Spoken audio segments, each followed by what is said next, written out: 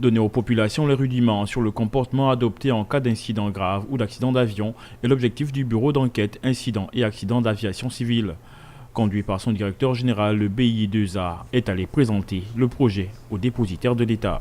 Nous sommes chargés justement de pouvoir mener des enquêtes lors d'une occurrence sur toute l'étendue du territoire national et donner un certain comportement aux populations gabonaises si jamais ils sont témoins d'une occurrence.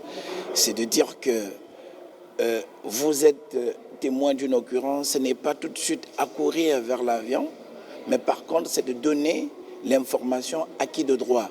Cette sensibilisation du bureau d'enquête incidents et accidents d'avion civil est une recommandation de l'Organisation internationale de l'aviation civile.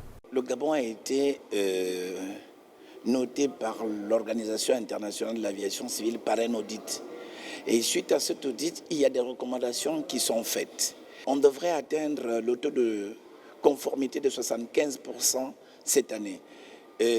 Jusqu'à la note de l'audit, on était à 36%. Donc aujourd'hui, nous avons dit pour 2022, nous devrons atteindre notre objectif à 75% de taux de conformité.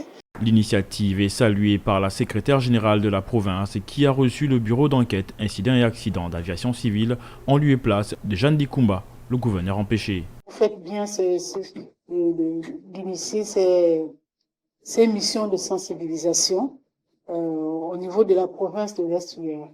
Je vous exhorte à faire large diffusion de ce thème au niveau rural et urbain, parce que ça peut arriver à n'importe qui.